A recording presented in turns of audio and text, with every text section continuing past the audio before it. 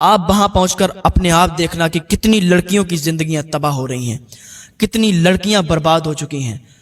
ایک آپ ہی ہیں جو ان لڑکیوں علامہ ارشد القادری صاحب اپنی کتاب میں لکھتے ہیں، یہ واقعہ بیان کرتے ہیں کہ ایک ملک کا بادشاہ تھا، بڑا ظالم تھا، بہت زیادہ ظلم کرنے والا تھا، بہت زیادہ لوگوں پر ظلم کرتا تھا، لوگ اس کے ظلم سے پریشان تھے، لوگ اس کے لیے بد دعائیں کیا کرتے تھے کہ یہ بادشاہ جلد سے جلد ہلاک ہو جائے۔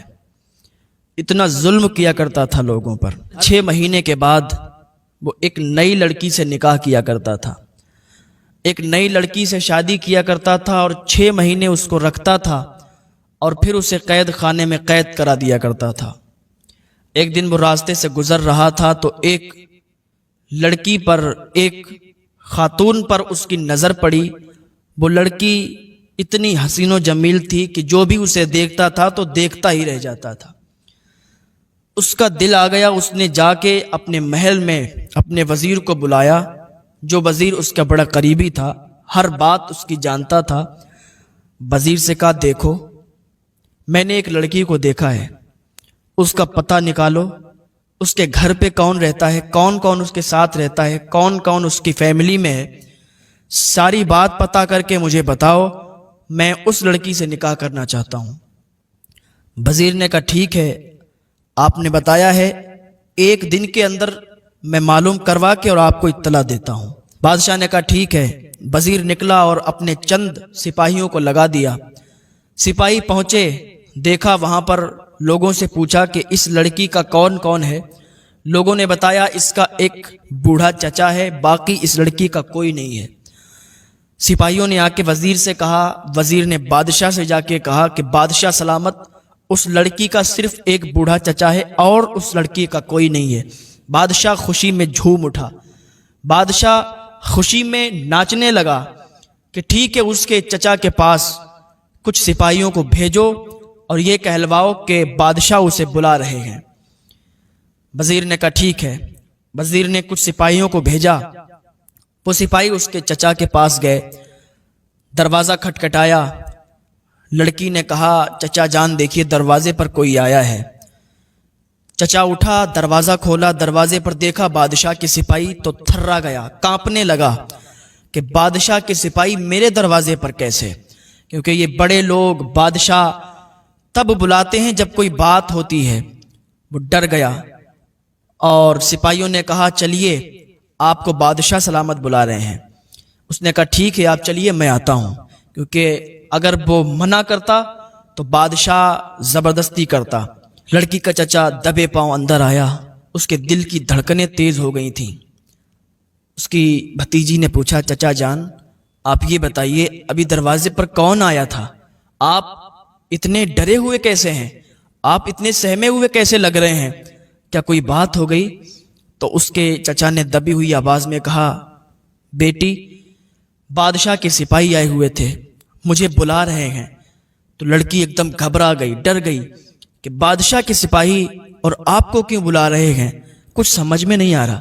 خیر لڑکی نے کہا چچا جان آپ اللہ رب العزت کا نام لیجئے، اپنے ڈر کو دور کیجئے، اللہ کے نام پر آگے بڑھیے اور دیکھیے بادشاہ آپ کو کیوں بلا رہا ہے۔ کہا ٹھیک ہے بیٹی۔ اس کا چچا بادشاہ کے یہاں گیا تو بادشاہ نے اسے بڑی عزت کے ساتھ ایک تخت پر بٹھایا، ایک الگ جگہ، مخصوص جگہ بٹھایا، بڑی عزت و تعظیم کی۔ پھر وزیر نے اس سے کہا کہ سنو بادشاہ سلامت کا آپ کی بھتیجی پر دل آ گیا ہے اور آپ کی بھتیجی سے بادشاہ سلامت نکاح کرنا چاہتے ہیں، اپنی محل کی اس کو ملکہ بنانا چاہتے ہیں، اس کو رانی بنانا چاہتے ہیں، بس آپ تیاریاں کیجئے نکاح کی۔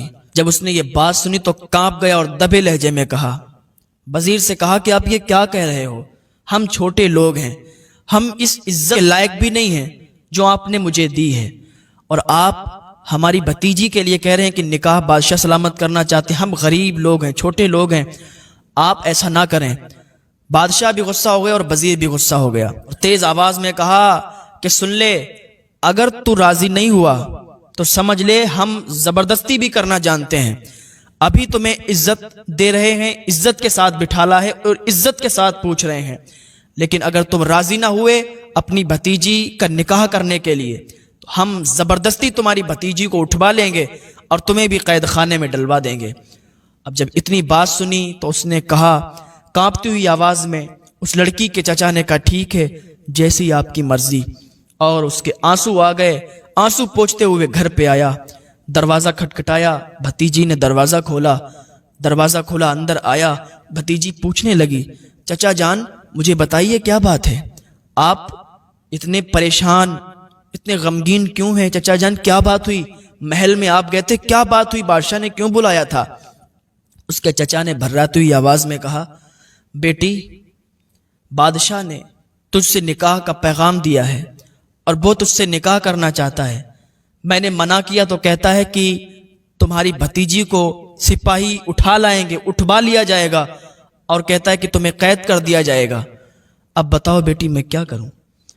تو اس لڑکی نے کہا چچا جان آپ پریشان مت ہوں، پریشان ہونے کی ضرورت نہیں ہے، اگر رب کو یہی منظور ہے تو میں خوشی خوشی اس کے نکاح میں چلی جاؤں گی، قربان ہو جاؤں گی میں، آپ پریشان نہ ہوں۔ اب بادشاہ تک پیغام پہنچا دو کہ ٹھیک ہے میری بھتیجی تیار ہے، وہ آپ سے نکاح کرے گی۔ بادشاہ تک پیغام پہنچایا گیا، بادشاہ نے سنا تو بادشاہ خوشی کے مارے اچھل کودنے لگا اور کہا ٹھیک ہے تیاریاں شروع کی جائیں۔ بادشاہ نے تیاریاں شروع کروا دی۔ دن بادشاہ نے تاریخ مقرر کی تھی کہ اس دن نکاح ہوگا، اور وہ دن بھی آ گیا۔ بادشاہ نے اس لڑکی سے نکاح کیا اور رخصتی کی اور اپنے محل میں لے گیا۔ جب محل میں پہنچی تو پھر اپنا تاج شاہی جو ہیرے جواہرات سے جڑا ہوا تھا وہ اس کے سر پہ رکھ دیا۔ اب وہ کوئی عام خاتون نہیں رہی، اب وہ اس کے محل کی ملکہ بن چکی تھی، اب وہ اس کے محل کی رانی بن چکی تھی، اس بادشاہ کی بیوی بن چکی تھی۔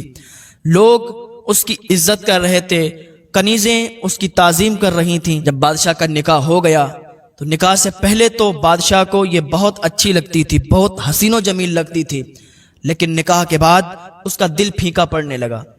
اب اسے وہ حسن نظر نہیں آتا تھا، اب اس میں اسے وہ چمک نظر نہیں آتی تھی۔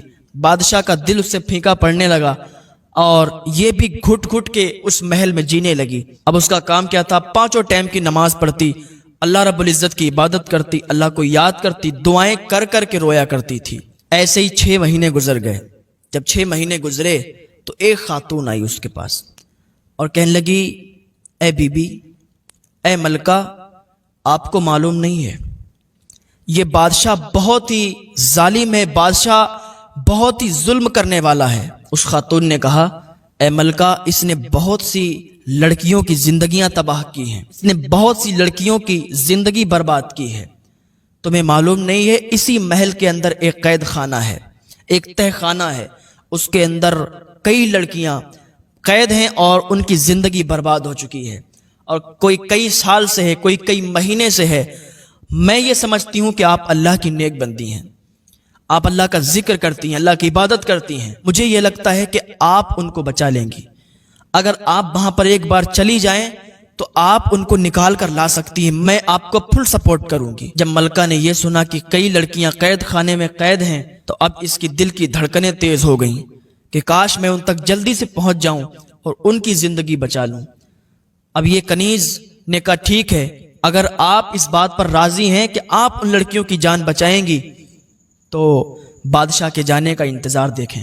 بادشاہ آج شکار پر جائے گا اور جیسے ہی بادشاہ شکار پر نکلے گا میں آپ کو اس تہ خانے میں لے چلوں گی، میں آپ کو اس قید خانے تک لے چلوں گی۔ آپ وہاں پہنچ کر اپنے آپ دیکھنا کہ کتنی لڑکیوں کی زندگیاں تباہ ہو رہی ہیں، کتنی لڑکیاں برباد ہو چکی ہیں، ایک آپ ہی ہیں جو ان لڑکیوں کو بچا سکتی ہیں۔ ملکہ نے کہا ٹھیک ہے مجھے لے چلو۔ بادشاہ شکار پر چلا گیا، وہ کنیز اس ملکہ کو لے کے بہت ہی عجیب و غریب راستوں سے ہو کر اس تہ خانے تک پہنچ گئی۔ جیسے ہی قید خانے کے اندر پہنچی تو وہاں کی جو اور خواتین تھیں وہ سب اس ملکہ کو دیکھ کر اس کے پاس آنے لگیں اور کہنے لگیں خوش آمدید، آئیے آئیے، اور کہنے لگی شاید آپ بادشاہ کی بیوی ہیں اور بادشاہ نے آپ کو 6 مہینے کے بعد یہاں قید کر دیا ہے۔ اس نے کہا نہیں نہیں، تمہیں معلوم نہیں ہے، مجھے بادشاہ نے قید نہیں کیا ہے، اب ہم تم سب کو چھٹانے کے لیے آئے ہیں، اب ہم تم سب کو رہائی دلوا دیں گے، تم سب کو یہاں سے رہا کروا دیں گے۔ تمہیں معلوم نہیں ہے ہم یہاں قید خانے میں آئے نہیں ہیں، ہمیں کسی نے بھیجا نہیں ہے، ہمیں بادشاہ نے یہاں نہیں بھیجا ہے، ہم قید نہیں کیے گئے ہیں، بلکہ ہم آپ کو قید خانے سے چھڑانے کے لیے آئے ہیں۔ تو ان میں ایک بوڑھی عورت تھی جو قید تھی، آئی اس ملکہ کے پاس اور کہنے لگی ملکہ تمہیں معلوم نہیں ہے یہاں جو بھی آتی ہے اسی طریقے سے لائی جاتی ہے، ذرا پیچھے مڑ کے تو دیکھو تمہارے ساتھ جو کنیز آئی تھی کیا تمہارے پیچھے کھڑی ہے؟ جب ملکہ نے پیچھے مڑ کے دیکھا